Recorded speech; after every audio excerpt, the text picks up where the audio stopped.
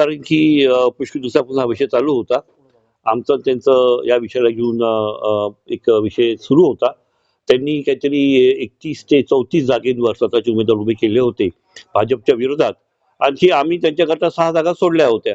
पण आता मग लक्षात आलं की ज्या त्यांचे उमेदवार ते मागे घेत नाही आहेत आणि ते स्वबळ ते लढाईच्या मूडमध्ये आहेत. मग आम्ही पण आमचे 6 उमेदवार आमचे जे अपक्ष होते, आमच्या विचारधाराला जोडून जे अपक्ष उमेदवार होते, त्यांना आम्ही आमचा जाहीर पाठिंबा जाहीर केला आज. बावनकुळे साहेब आपले पालकमंत्री जे आहेत ते आले होते त्यांच्या जाहीर सभेमध्ये.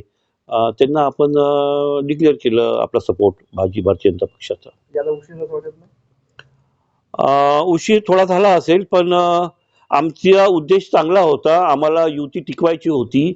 एक चांगल्या उद्देशाने आम्ही चालत होतो. पण ते मला वाटते की लोकल इलेक्शन आहे, महानगरपालिकेचे इलेक्शन आहे. आणखी याच्यामध्ये कार्यकर्त्यांना नाराज करता येत नाही कोणत्याही पक्षाला. बहुतेक ते कारण असू शकते की युती जी आहे ती महानगरपालिका, जिल्हा परिषद, नगर परिषद या लेवलवर करायला अवघड जाते. तर ते कारण असू शकते असं मला वाटते. पण आता जे क्लिअर झालेलं आहे, आम्ही आमचे अपक्ष उमेदवार जे आम्ही उभे केलेले आहे, सपोर्ट दिला आहे, आम्ही त्यांना निवडून आणू. एकूण किती आता किती उमेदवारांनी एकूण अपक्ष किती एकूण पाहिजे? आता आमचे टोटल उमेदवार झाले आहे 75. कोणकोणत्या जागेवर पाठिंबा आहे? आम्ही 6 जागेंवर जी आम्ही सोडली होती युती करता, त्या 6 जागेवर आम्ही त्यांना पाठिंबा दिलेला आहे. महापौर भाजपचा असेल? महापौर भाजपचाच राहणार आहे, कारण की अमरावतीमध्ये आपण ज्याला म्हणू की कार्यकर्त्याचा जो एक स्ट्रॉंग फोर्स आहे तो भाजपजवळ आहे, वोटर भाजपजवळ आहे.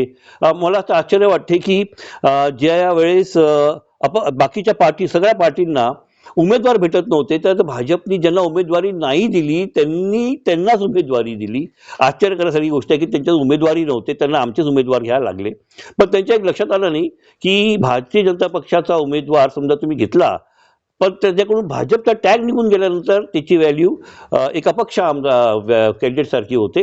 तर आम्हाला जी काही भीती नाही आहे, आम्हाला 100% गॅरंटी आहे की आम्ही स्वबळावर कोणाशी युती न करता आम्ही आमचा महापौर चांगल्या मतांनी बसू.